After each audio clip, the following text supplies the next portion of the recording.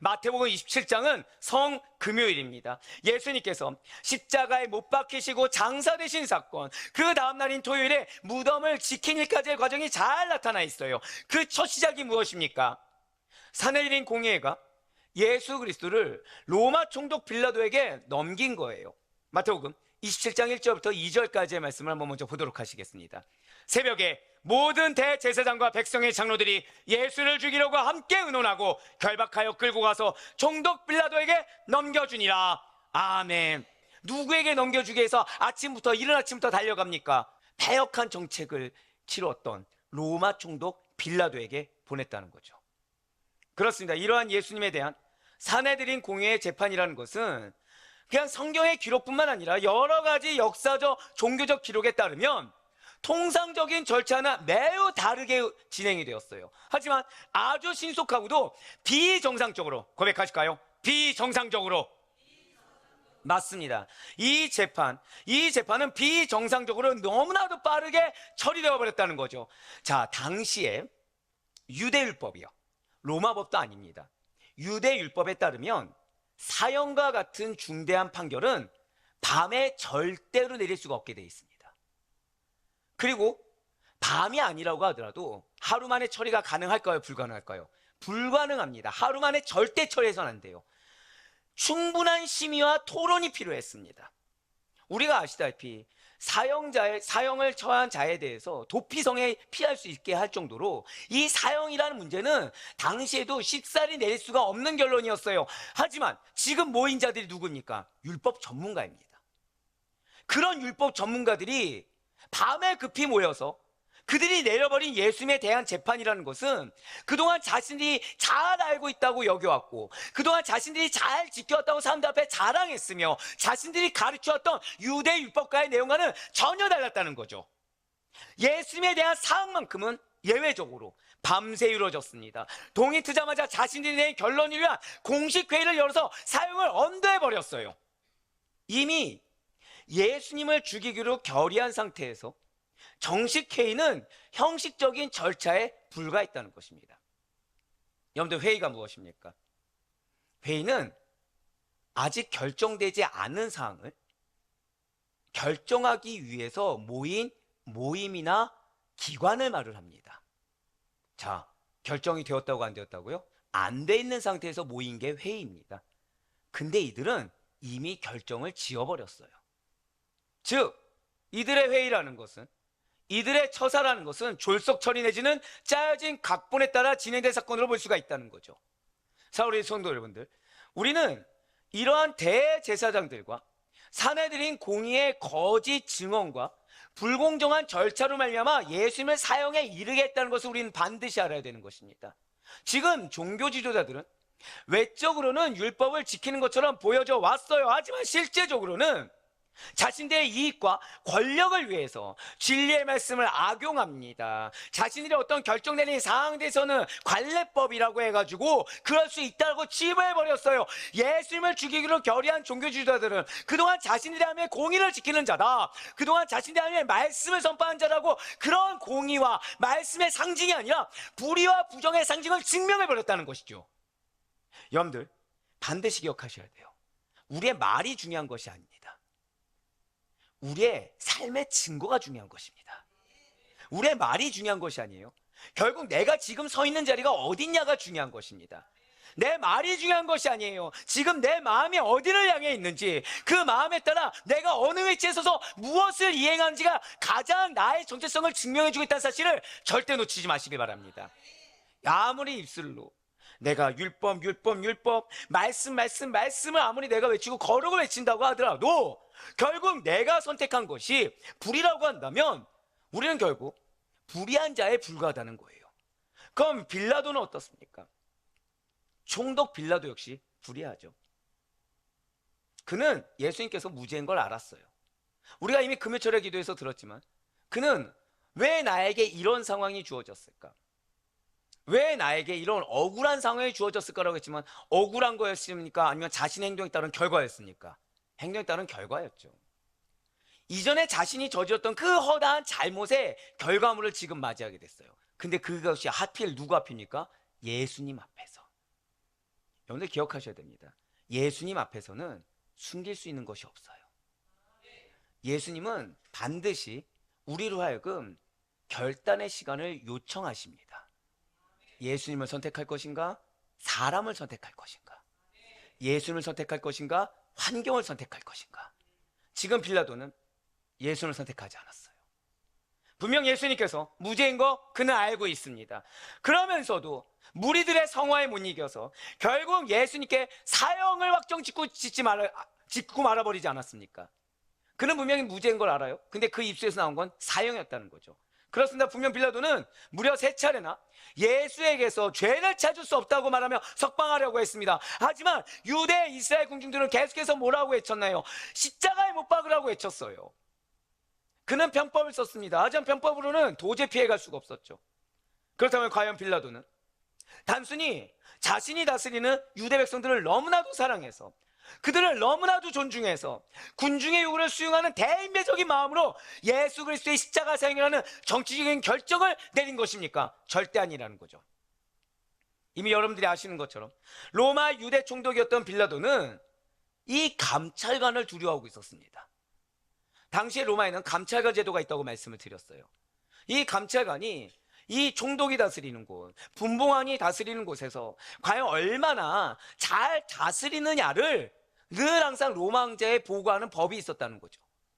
근데 지금 이미 로마 본국과 로마 황제에게 이 빌라도의 경우는 여러 차례 불만과 소용이 연루되어서 몇 가지 보고가 이루어졌고 자신의 정치적 입지가 지금 불안정하다고 느껴지는 상황이었다는 것입니다. 자, 전임자는 선고했습니까? 실패했습니까? 실패했다고 말씀을 드렸어요. 그러니 자신 역시도, 게다가 지금 자신은 행정관이 아니라고 말씀드렸습니다. 빌라도 출신은 군인이었어요. 그러니 군인으로서 이 행정적인 자치구역을 다스리는 데 있어서 어려움이 있었다는 거죠. 어려움도 있습니다. 입지도 불안정합니다. 유대 지역에서는 반란과 소요가 잦았어요. 당시 디베르 황제 치하의 로마 당국은 이런 치안 유지와 반란 방지에 매우 민감한 상황이었습니다. 그런 상황 가운데, 자신의 입지가 불안한 상황 가운데 유대 종교 지도자들은 이 무고한 예수님을 신성 모독죄로 정죄하며 정작 빌라도에게는 정치범으로 고소했다는 거죠. 지금 제가 방금 뭐라 말씀드렸습니까? 신성 모독죄로 정죄했지만 고소는 정치범으로 했다는 것입니다. 이게 무슨 뜻입니까? 맞아요. 분명 유대 종교자들은 예수님을 신성 모독죄로 정죄했습니다. 그 이유는 예수님께서 자신을 하나님의 아들이자 그리스도 메시아라고 증거했기 때문이에요. 마태복음 26장 59절과 65절, 66절 말씀 보도록 하시겠습니다. 대제사장들과 온 공회가 예수를 죽이려고 그를 칠 거짓 증거를 찾으매 이에 대제사장이 자기 옷을 찢으며 이르되 그가 신성모독하는 말을 하였으니 어찌 더 증인을 요구하리요? 보라, 너희가 지금 이 신성모독하는 말을 들었도다. 너희 생각은 어떠하냐? 대답하여 이르되 그는 사형에 해당하니라 하고. 아멘. 예수가 자칭 유대인의 왕이라고 한다면 정치적인 제목으로 고소했다는 것입니다. 그래서 빌라도가 예수님의 무죄함을 알고 계속 놓아주려고 하는 시도가 보입니다.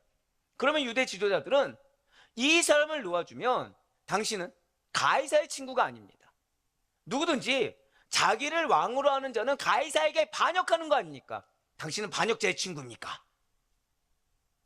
협박했어요. 무슨 뜻입니까? 예수를 풀어주면 로마 황제에게 반역자의 친구로, 불충한 자로 감찰관을 통해서 고발하겠다는 것입니다. 요한복음 19장 12절 말씀 보도록 하시겠습니다. 이러함으로 빌라도가 예수를 놓으려고 힘썼으나 유대인들이 소리질러 이르되 이 사람을 놓으면 가이사의 충신이 아니니이다. 무릇 자기를 왕이라 하는 자는 가이사를 반역하는 것이니이다. 아멘. 지금 상황은 빌라도의 입장에선 사면초가입니다. 지금 빌라도는 유대인들 인정하지 않아요. 특히나 종교 지도자들 마음에 들지 않습니다. 이들이 원하는 대로 해주기가 싫어요. 그래서 예수를 석방하고 싶습니다. 게다가 무죄입니까? 죄가 있습니까? 무죄예요. 자기가 봤을 때는 정치범이 아닙니다. 누가 봐도 유대 지도자들의 시기와 질투예요. 그래서 예수를 석방하면 지금 유대 지도자들은 이 빌라도를 로마 황제에게 반역자를 풀어준 총독에 더해서 반역자에게 힘을 실어주는, 즉 반역 무리와 동조하는 그러한 반역자와 동일한 자로 고발할 것이 분명합니다. 그래서 이러한 상황은 단순히 자리 박탈, 내가 이 총독자에서 물러나는 것을 넘어서서 그의 생명마저 위협받을 수 있는 치명적인 정치적 위기처럼 보여주고 있다는 거죠. 결국 빌라도가 무엇을 선택하죠? 정의의 외침보다 자신의 안위, 자신의 권력을 택합니다. 예루살렘의 소요와 폭동, 그래서 황제의 분노 앞에서, 그래서 자기가 죽을지도 모른다는 두려움 앞에서 그는 진실을 외면한 채 군중의 함성과 자신의 내적 욕망에 굴복했다는 거죠. 이처럼 빌라도의 판결은 자신이 있는 위치, 총독이자 재판관으로서 공의로운 판단을 내려야 되는 자신의 위치에 그 냉철한 판단이 아니었습니다. 한번 고백하실까요? 나의 위치에 합당한 언행이 주어져야 합니다. 바로 그거예요. 우리들의 위치는 내가 원하든 원하지 않든 하나님께서 부여하신 위치입니다. 목사는 목사로서의 위치가 있는 거고, 장로는 장로로서의 위치가 있는 거고, 권사와 집사, 안수 집사님들은 그에 합당한 위치가 있다는 거예요. 그 위치가 내가 원하든 원하지 않든 하나님이 부여하신 것입니다. 가정에서는 어떻습니까? 가장은요, 내가 아내보다 능력이 있든 없든 간에 하나님께서 부여하신 가장으로서의 영적 책무가 있습니다. 아내는 어떻습니까? 아내 역시도 하나님께서 남편만을 사랑하고 존중하라라는, 그리고 남편의 뜻에 지지해주고 기도로 동역하라는 그런 영적 위치가 존재하다라는 거예요. 자녀 역시 마찬가지죠. 예, 맞습니다. 누구에게나 나에게 맡겨진 합당한 위치에 따른 언행이 필요합니다. 그 합당한 위치, 정체성을 놓치게 된다고 한다면 우리는 내가 결단해야 할 때 결단하지 못하고, 내가 말을 해야 할 때 말하지 못하며, 인내해야 할 때 인내할 수가 없게 된다는 거예요. 지금 빌라도를 보세요. 자신의 권력과 생존을 지키려는 어떤 인간적인 두려움과 정치적 압력이 뒤엉킨 비극의 결정이 예수를 사형에 처한 거예요. 지금 상황은 정의는 침묵해버렸습니다. 역사의 법정에는 두려움과 타협에 어두운 그림자가 드려져 버렸어요. 그리하여 영원히 지워지지 않을 비극의 순간이 이 역사의 한가운데 깊이 박히게 되어버렸습니다. 그렇습니다. 예수님의 십자가 죽음을 모의한 자들은 악인의 전형입니다. 악인들이라고 하면 어떠한 자가 악인입니까? 진리와 정의를 미워합니다. 입술로는 율법을 얘기할 수 있어요. 입술로는 말씀을 읊조릴 수 있습니다. 지금 앞서 말씀드렸죠. 유대 종교 지도자들은 말씀을 가르쳤습니까? 말씀을 몰랐습니까? 가르칠 정도였다 말씀을 드렸죠. 그들의 입술은 말씀이 있었어요. 여러분들, 말씀만을, 성경 말씀만을 읊조린다고 의인이 결코 아닙니다. 그 마음이 중요해요. 한번 더 고백하실까요? 나의 마음이 정말로 중요합니다. 예, 맞습니다. 내 마음을 지키셔야 돼요. 내 입술이 성경 말씀을 많이 안다고 해서, 그리고 내 육신이 교회에 잘 적응했다고 해서 다가 아닙니다. 내 마음에서부터 지켜지지 않는다고 한다면 결국 그것은 한계에 봉착하게 되고 내 안에는 악이 흘러나올 수밖에 없다는 거예요. 그럼 나도 모르는 사이에 나는 악인이라고 나를 증명하게 되는 것입니다. 예, 맞습니다. 악인은 그 마음에 탐욕이 가득 찹니다. 거짓과 불의를 일삼는 자들이에요. 그들은 교만하여 하나님을 부인하고 두려워하지도 않습니다. 왜입니까? 그것은 악인의 마음에는 하나님이 없기 때문이라는 거예요. 분명 다윗은 이렇게 선포하였습니다. 시편 14편 1절의 말씀을 보시길 바랍니다. 어리석은 자는 그의 마음에 이르기를 하나님이 없다 하는도다. 그들은 부패하고 그 행실이 가증하니 선을 행하는 자가 없도다. 아멘. 이렇게 마음에 하나님이 없는 악인이 구원받을 만한 가능성은 제로라고 봐도 무방합니다. 그렇습니다. 안타깝게도 부패한 행실을 개선하거나 바뀔 수 있는 가능성이란 죄송하지만 악인에게는 없습니다. 또한 악인들은 하나님을 대놓고 대적하고 조롱하며 약자를 박해한다는 거예요.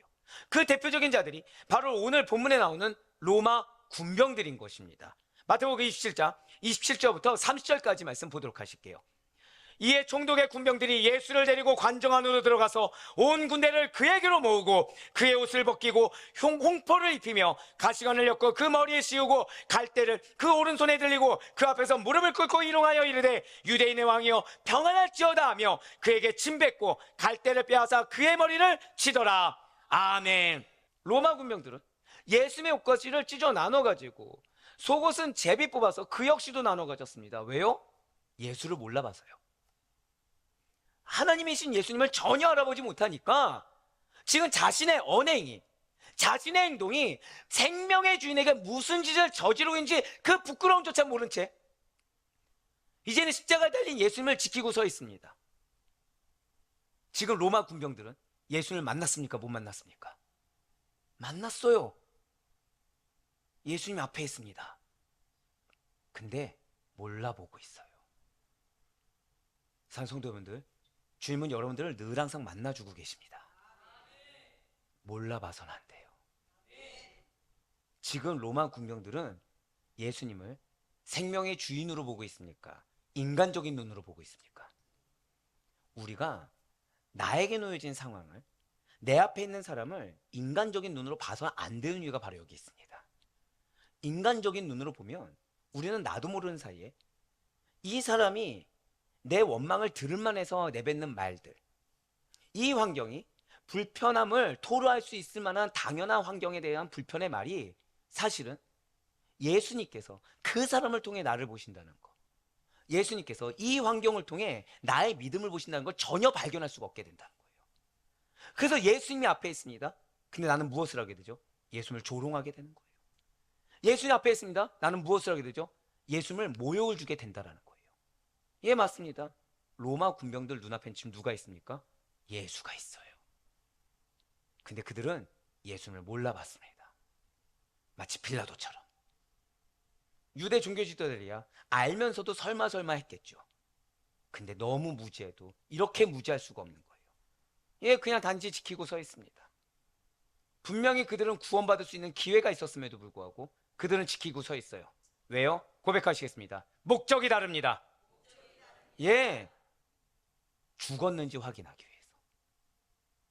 예수를 만나서 구원받을 수 있는 그 기회를 단지 뭐요? 인간적으로 예수가 죽었는지 확인하기 위해서 서 있었던 거예요. 십자가형 특성상 예수님께서는 사실은 이 부분에 대해서 많은 문헌을 찾아봤습니다. 의외로 기록이 많더라고요. 예수님께서 단시간에 죽으신 것이 아닙니다. 아시는 분도 계시겠지만 6시간을 견뎌내셨어요. 보통 십자가형은 그냥 십자가에 못 박으면 바로 죽는 게 아닙니다. 죄수를 매달아 숨이 끊어질 때까지 방치하는 방식으로 건강한 사람조차도 3, 4일에 걸쳐서 서서히 죽어가게 되는 형벌입니다. 그런데 여기서 우리가 간과하는 게 하나 있어요. 우리가 알아야 될 사실은 지금 예수님께서는 건강한 상태가 아니시라는 거예요. 이미 예수님께서는 겟세마네 기도 때부터 땀이 핏방울이 되듯이 기도하시면서 모든 진력을 낭비하셨습니다. 성도 여러분들, 사실 오늘 설교를 준비하면서 제가 이제 금요 철학 끝나고 토요일 날 아침 10시까지 기도를 했어요. 토요일 날 아침 10시까지. 왜냐면 이제 새로 오실 분도 계시고 그래서 10시까지 기도를 했습니다. 중간에 한 통화인가 두 통화 하고서 계속 기도를 이어갔어요. 어떻게 됐을까요? 지쳐 쓰러졌습니다. 그냥 지쳐 쓰러졌어요. 고작 해봤자 셔틀 하는 시간 빼면 12시간입니다. 12시간. 근데 어떻게 됐다고요? 지쳐 쓰러졌습니다. 그냥. 근데 예수님께서는 겟세마네 기도 때 땀이 핏방울 되듯이 기도하시면서 모든 진력을 다 낭비하셨다는 거죠. 그 상태에서, 자, 겟세마네 기도가 한 2주 전에 있었습니까? 아니죠. 그 상태에서 그 무거운 십자가를 지고 골고다를 오르신 거예요. 그냥 오르신 거 아니죠. 무수한 채찍질을 맞아서, 아마 다 들으셔서 아실 겁니다. 채찍 끝에 뭐가 달려있죠? 동물의 뼈나 돌덩이나 쇳덩어리가 달려있습니다. 채찍질을 맞아 살까지 찢겨 벗겨지는 고통까지 받으셨습니다. 십자가에 달리시기 전에 이미 예수님께서는 거의 쇼크 상태에 놓여 있었다는 거예요. 이게 역사 기록입니다. 그러니까 십자가에 달리기 전에 이미 거의 쇼크 상태에 놓여 계셨다는 거죠. 거기에 더해서 올라가서 못이 박히잖아요. 그러면은 서서히 몸이 처지죠. 그러면 숨을 쉴 때 이렇게 들이쉬잖아요. 그러면은 못 박힌 자리가 있지 않습니까? 이게 끌려 올라가는 거예요. 고통 때문에 숨을 제대로 못 쉬는 겁니다. 그 상태에서 숨도 제대로 못 쉬고, 또 하나, 이 골고다 언덕 자연적 특징이 있더라고요. 벌레가 많습니다. 새들이 많이 모이는 곳입니다. 그렇죠? 벌레가 많으니까 새들이 많이 모이죠. 그래서 역사 기록을 보면 이 십자가형을 당하는 사람들의 대다수가 3, 4일을 버티는 동안 새가 좁니다. 벌레가 그 안에 들어가니까요. 벌레 고통하고 이 새의 고통을 당하는 거예요. 예수님 그거 당하신 거예요. 이미 쇼크 상태에서 십자가에 못 박힘을 당하셨고, 숨을 쉴 때마다 그 고통 때문에 견딜 수가 없었고, 옛날에 나치 시대 때 진짜 십자가형이 어떤가 해서 죄수를 못 박은 적이 있었습니다. 못을 박을 때 다 혼절했어요. 근데 그걸 이겨내신 겁니다. 거기에 더해서 끝나지 않죠. 가장 보잘것없고 가장 가치 없는 죄들의 공개적인 조롱과 모욕까지도, 그리고 극한의 수치까지도 모두 감내하셨다는 거예요. 이러한 예수님의 고난은 인간이 상상할 수조차 없는 가장 극심한 고통과 수치의 절정이었던 것입니다. 제가 왜 밤새 기도했는지 아시겠죠? 너무 죄스러운 거예요. 제가 회개가 되는 거예요. 자, 우리 내가 좀 힘든 상황 처음에 뭐라고 하죠? 나 십자가 지고 있어. 나 골고다로 올라가고 있어. 나 영적 전쟁 중이야. 우리 굉장히 쉽게 얘기하죠. 이 정도 고통 당하고 계십니까, 우리? 부끄럽더라고요. 너무 부끄럽더라고요. 내가 내 양들을 위해서 이렇게까지 고생한다는 말 자체가 너무 부끄러운 겁니다. 예수님이 이 정도 고통 당하시고서 우리를 사랑해서 구원해 주셨는데, 우리는 골고다란 말을, 우리는 십자가란 말을 너무 가볍게 내뱉는 거예요. 내가 지고 있는 것이 정말 이 정도 고통 이상인 것처럼, 정말 나 이거 크게 죽을 것 같아라는 말을 아무렇지 않게 한다는 거죠. 그러면서 이 피 흘림에 대해서 너무 가볍게 생각한다는 것입니다. 이 피 흘림에 대해서 너무 가볍게 생각해서 사람이 중요합니다, 돈이 중요합니다, 내가 중요합니다. 마태복음 27장 37절 말씀을 한 번 더 보시길 바라요. 지금 붉은색으로 표현된 부분을 한번 보시길 바랍니다. 그 머리 위에 이는 유대인의 왕 예수라 쓴 죄패를 붙였더라. 유대인의 왕 예수라. 지금 사람들은 예수님을 모욕하고자 조롱의 의미로 죄패를 붙였습니다. 하지만 아이러니하게도 잘 기억하세요. 하나님의 계획 안에서는, 고백하실게요, 하나님의 계획 안에서는 증거가 됩니다. 이러한 하나님의 계획을 모르던 유대 종교 지도자들, 군중들, 로마 군병들이 십자가에 달리신 예수님을 보면서 얼마나 비웃고 떠들었겠습니까? 하지만 예수님께서는 오히려 자신을 조롱하고 핍박한 자들을 용서하심으로 말미암아 구원의 길을 여시고 하나님의 죄인들에 대한 사랑을 확증해 주셨다는 거예요. 우리 모든 아드페이 성도 여러분들, 나를 위해 이 십자가의 고난과 수치를 견뎌내신 예수님을 정말 사랑하시길 바랍니다. 여러분들에게는 기업이 있어요. 그리고 여러분들에게는 사명이 있습니다. 근데 그 사명의 길로 나아가는 데 있어서, 그 기업을 향해 나아가는 데 있어서 제일 중요한 것은 우리가 예수님의 이 사랑을 체감하지 않잖아요. 우리는 사람의 문제 때문에 마음이 어려워지게 됩니다. 우리는 환경의 문제 때문에 우리는 다시 한 번 더 마음을 못 잡고 요동하게 됩니다. 우리는 내가 체감한 어떠한 감정 때문에 그 사명을 감당하는 데 있어서 내가 주저함을 맞이할 수밖에 없다는 거예요. 하지만 오늘 예수님을 기억하세요. 예수님은 환경 개의치 않았습니다. 나의 고난 개의치 않았습니다. 나의 수치 개의치 않았어요. 분명히 자기 자신을 구원하시고도 남을 만한 능력이 있음에도 불구하고 자기만을 위해서 사용하지 않으셨습니다. 왜요?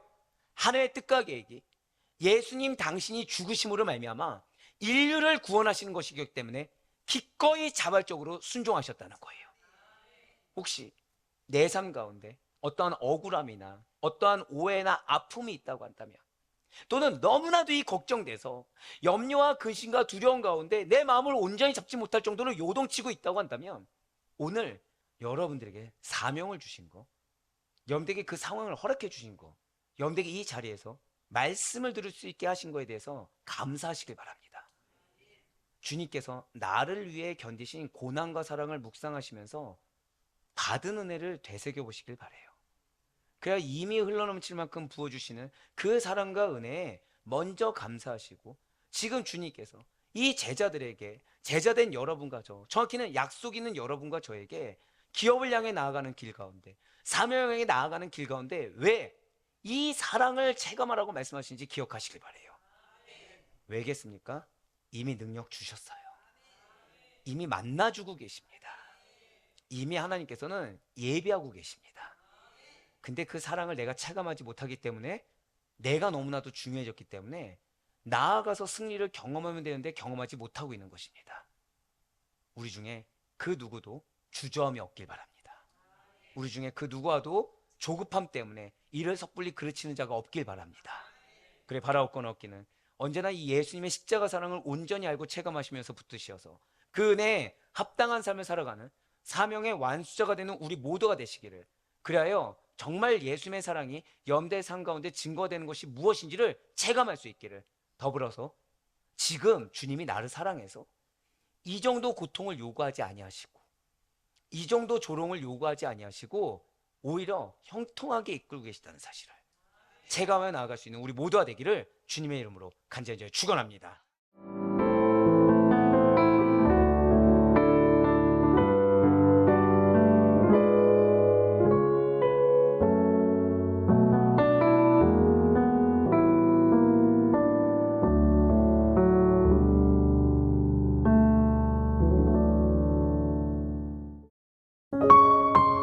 GOD Good TV